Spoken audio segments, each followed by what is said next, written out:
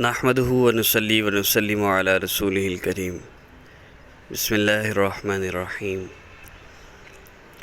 والعصر إن الإنسان لفي خسر إلا الذين آمنوا وعملوا الصالحات وتواصوا بالحق وتواصوا بالصبر۔ اللہ رب العزت قرآن پاک میں فرما رہے ہیں اور اللہ فرما رہے ہیں اور قسم کھا کے فرما رہے ہیں، جس کا مفہوم ہے کہ زمانے کی قسم،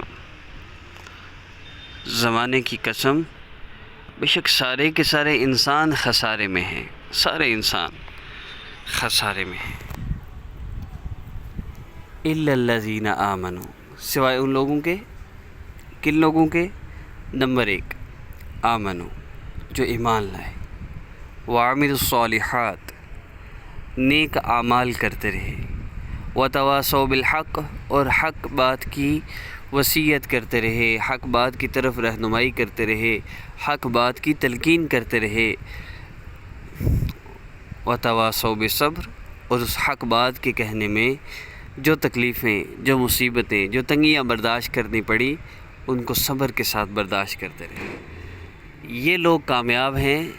ان کے علاوہ اللہ پاک قسم کھا کے فرما رہے ہیں کہ سارے کے سارے انسان خسارے میں ہیں، سوائے ان لوگوں کے جو یہ 4 کام کر لیتے ہیں، ایمان لے کر آئے اور نیک اعمال کیے اور حق بات کی تلقین کرتے رہے اور اس پر آنے والی مصیبتوں، تکلیفوں پر، مشقتوں پر صبر کرتے رہے۔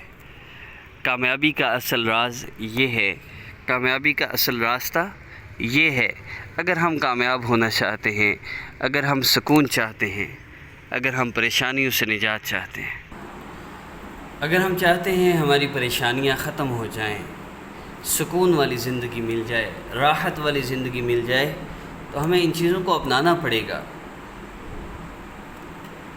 الا الذین آمنوا وعملوا الصالحات وتواصوا بالحق وتواصوا بالصبر۔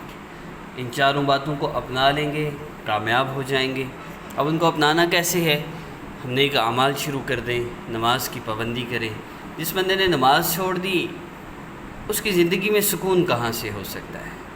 آپ صلی اللہ علیہ وسلم اپنی امت سے فرما دیجئے کہ میں نے اپنے لیے عہد کر لیا ہے، اللہ رب العزت فرما رہے ہیں کہ میں نے یہ عہد کر لیا ہے کہ جو بندہ 5 وقت کی نماز کا اہتمام کرے گا، میں اس کو اپنی ذمہ داری پر جنت میں داخل کروں گا، اور جو 5 وقت نماز کا اہتمام نہیں کرتا، میری اس پر کوئی ذمہ داری نہیں، چاہے عذاب دوں چاہے معاف کر دوں۔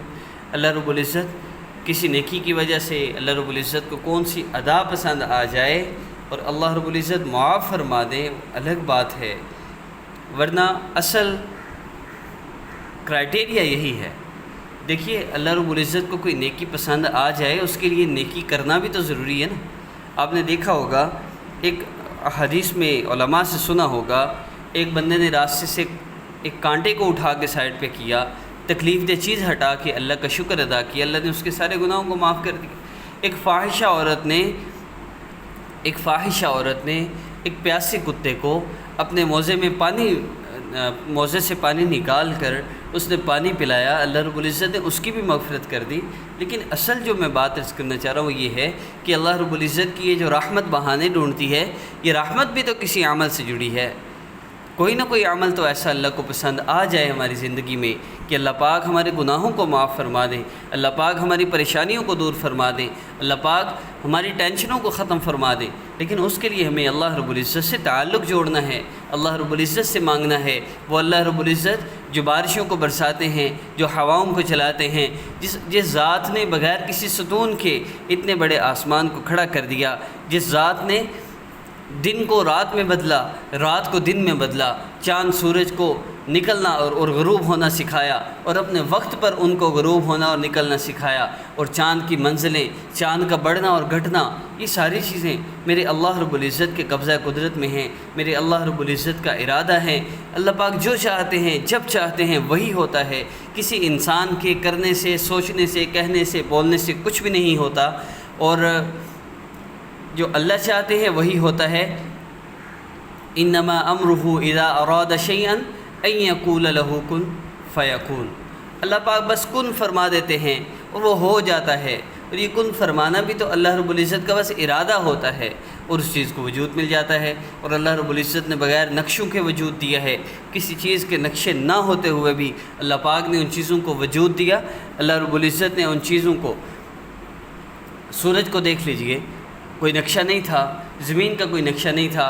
آج ہم نے کوئی چیز بھی تیار کرنی ہے، اس کے پہلے نقشہ ہے، نقشے کے بغیر تو چیز ویسے ہی ہم خراب کر دیتے ہیں۔ لیکن اگزامپل کے طور پہ عرض کر رہا ہوں کہ ہر چیز کے لیے ایک نقشہ ہوتا ہے، کوئی چیز تھی ہی نہیں اور اللہ رب العزت نے چاند سورج ستاروں کو بنایا۔ یہ میرے اللہ رب العزت کی شان ہے، اللہ رب العزت کی صفات میں سے ہے کہ اللہ رب العزت عزت ذلت کے مالک ہیں، نفع نقصان کے مالک ہیں، زندگی موت کے مالک ہیں۔ ہر چیز اللہ رب العزت کے قبضہ قدرت میں ہے۔ اللہ جو چاہیں جب چاہیں وہ کر سکتے ہیں۔ ہم اللہ رب العزت سے اپنے مسائل کو حل کروا لیں۔ 7، 8، 9، 10 محرم کا وظیفہ، میں آپ کو یہ عمل بتانے جا رہا ہوں، یہ بات یاد رکھیے، اللہ کا واسطہ ہے، میں خود تنگ پڑ گیا ہوں ان چیزوں سے۔ بھئی 7، 8، 9 محرم کو، 10 محرم کو اللہ زیادہ سنتے ہیں، باقی دنوں میں اللہ نہیں سنتے۔ جو اسپیشل ان دنوں کا وظیفہ بتانا پڑتا ہے، کیا کن فیکون کی نماز پڑھنا ضروری ہے؟ کہ صحابہ کے 2 نفل جب پڑھتے تھے، ان 2 نفلوں سے کیا مسئلے حل نہیں ہو سکتے؟ کیا تسبیح والے استخارے ضروری ہیں؟ کیا کسی کو جا کر یہ بتانا کہ ہمیں یہ مسئلہ ہے اور وہ ہمارے مسئلوں کا حل نکالے، یہ ضروری ہے؟ ایسا کچھ بھی ضروری نہیں۔ ضروری ہے تو اللہ رب العزت سے مانگنا ضروری ہے۔ ادعونی استجب لکم، تو مانگو تو صحیح، کو مانگنے والا تو ہو صحیح۔ لیکن ہم کیا کرے ہیں؟ ہمارا اس وقت جو ذہن بن چکا ہے، اللہ کی قسم یہ ہم نا بالکل لائن سے اتر چکے ہیں، سمجھ نہیں آ رہی ہم لوگ کر کیا رہے ہیں۔ ہم اللہ رب العزت سے مانگنے کی بجائے فلاں وظیفہ ڈھونڈو، فلاں وظیفہ ڈھونڈو، کہا جا رہا ہے 2 نفل پڑھو، اللہ رب العزت سے مانگو، کہہ رہے نہیں نہیں، اس عمل کے لیے، اس مسئلے کے لیے کوئی وظیفہ بتاؤ۔ بھئی اس بادشاہ کے دربار میں آپ نے اپلیکیشن بھیجنی ہے، اس اپلیکیشن میں اپنے جتنے مرضی مسئلے لکھ کے بھیجو۔ اب جادو کے لیے الگ اپلیکیشن لکھو گے، نظر بد کے لیے الگ اپلیکیشن لکھو گے، اور شادی کا مسئلہ ہے تو الگ درخواست لکھو گے۔ یہ کیا ڈرامے لگا رکھے ہیں؟ فلاں وظیفہ کرو گے تو فلاں مسئلہ حل ہوگا، فلاں وظیفہ کرو گے تو فلاں۔ بھئی آپ کا کوئی بھی مسئلہ ہے، آپ کوئی بھی عمل کرتے ہیں، آپ کا مسئلہ حل ہوگا، اللہ کا واسطہ ہے۔ اب یہ شرطیہ وظیفے، اور میں حیران ہوں، عوام ان وظیفوں کو دیکھتی ہے جس میں ان کو نئی چیز ملتی ہے۔ یہ کن فیکون کی نماز کہاں سے نکل آئی؟ یہ تسبیح والے استخارے کہاں سے نظر آ گئے؟ صحابہ تو نمک مانگ رہے ہیں، نبی علیہ السلام صحابہ مسجد نبوی میں موجود ہیں اور صحابی نفل پڑھ کے جا رہے ہیں، آپ صلی اللہ علیہ وسلم پوچھ رہے ہیں جانتے ہو کیا مانگ کے گیا ہے؟ صحابہ نے فرمایا نہیں، ہم نہیں جانتے اللہ کے نبی صلی اللہ علیہ وسلم۔ نبی علیہ السلام نے فرمایا یہ نمک مانگ کے جا رہا ہے، اللہ رب العزت سے 2 نفلوں کے ذریعے۔ کن فیکون کی نماز تو نہیں تھی۔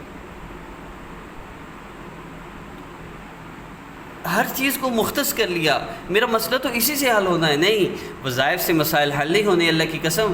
وظائف تو ایک سبب ہیں میڈیسن کی طرح، لیکن جس طرح میڈیسن سے بندے کو بخار کا آرام آتا ہے لیکن شفا اللہ دیتے ہیں تب، ورنہ جتنی مرضی میڈیسن کھا لو۔ اسی طرح مسئلہ حل ہونا ہے تب جب اللہ کی طرف سے فیصلہ ہوگا، ورنہ جتنے مرضی وظیفے کر لو۔ اور یاد رکھیے، دنیا کے جس مقصد کے لیے آپ وظیفے کرتے ہیں ان کا اجر نہیں ملتا آپ کو۔ عمل میں عرض کر دیتا ہوں، آپ نے کیا کرنا ہے جو صحابہ کیا کرتے تھے، جو نبی علیہ الصلوۃ والسلام کیا کرتے تھے، وہ عمل کیا ہے؟ آپ نے 2 رکعت نفل پڑھنے ہیں۔ ایک بہن نے ٹائم پوچھا ہے نفل کب پڑھیں؟ مغرب کی نماز سے لے کر فجر کا وقت شروع ہونے تک نفل پڑھ سکتے ہیں۔ مغرب کے فرض پڑھ لینے کے بعد فجر تک آپ نفل پڑھ سکتے ہیں، پھر سورج نکلنے کے بعد زوال تک۔ دن کو 12، 12:30 بجے کا کوئی ٹائم ہے، ہر جگہ پہ مختلف ہوتا ہے لیکن 10-15 منٹ ٹائم ہوتا ہے، بس اس ٹائم میں نہیں پڑھنا۔ باقی فجر سے لے کر عصر تک، سورج نکلنے سے لے کر عصر تک آپ نوافل پڑھ سکتے ہیں ان 10-15 منٹ کے علاوہ۔ اور یہ زوال کا وقت رات کو 12 بجے نہیں ہوتا، بعض لوگ کہتے ہیں رات 12 بجے بھی زوال کا وقت ہوتا ہے، ایسا کچھ نہیں ہے، یہ بات ذہن میں رکھیے گا۔ اب یہ جو میں نے ٹائمنگ بتائی ہے، عصر کے بعد نفل نہیں پڑھنے، فجر کی نماز کا ٹائم شروع ہونے سے لے کے ختم ہونے تک نفل نہیں پڑھ سکتے، بس باقی اور کوئی ٹائمنگ نہیں ہے۔ زوال کا ٹائم عصر کے بعد سے مغرب تک، اور فجر کی نماز کا وقت شروع ہونے سے لے کر سورج نکلنے کے 15 منٹ تک، 20 منٹ تک ٹائمنگ طے ہو گئی۔ اب ایک بات اور کرنا آپ نے کیا ہے، آپ گھنٹے میں پڑھیں، 2 گھنٹے بعد پڑھیں، 4 گھنٹے بعد پڑھیں، 2 نفل کر کے آپ نے اللہ سے مانگنا ہے، اور اللہ رب العزت سے دعا میں یہ ضرور کہنا ہے اللہ میں آپ کے در پہ آ گیا ہوں، آ گئی ہوں، اب میں نے اٹھنا تب ہے جب میں نے اپنا مسئلہ حل کروا لینا ہے۔ پھر بار بار جائیں، بار بار جائیں، بار بار جائیں۔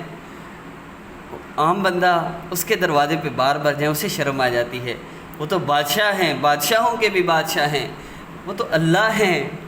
اب جائیے تو صحیح بار بار. کوئی 9-10 محرم کے اسپیشل وظیفے کرنے کی آپ کو ضرورت نہیں ہے. عجیب ذہن بن کے 2 رکعت نفل پڑھیے. 2 رکعت نفل پڑھنے کے بعد اللہ پاک کا کوئی بھی اسم مبارک، میں نے ترتیب سے 100 اسماء مبارکہ کو شروع کیا ہے تاکہ ہم مختلف طریقوں سے مانگیں اللہ سے، اللہ کو کون سا ہمارا مانگنا پسند آ جائے. یا اللہ یا رحمان کا ذکر ہو چکا. یہ جو اللہ کی بڑائی آپ سنتے ہیں نا، یہ اصل میڈیسن ہے، یہ اصل وظیفہ ہے. اس سے آپ کا ایمان یقین بڑھے گا. اس یقین کے بڑھنے سے آپ کا مسئلہ حل ہوگا. آپ 2 نفل پڑھیے، اس کے بعد آپ دعا کے لیے ہاتھ اٹھائیں، درود پاک پڑھیں 3 دفعہ. اول آخر 3 دفعہ درود پاک پڑھنا بالکل نہ بھولیے گا.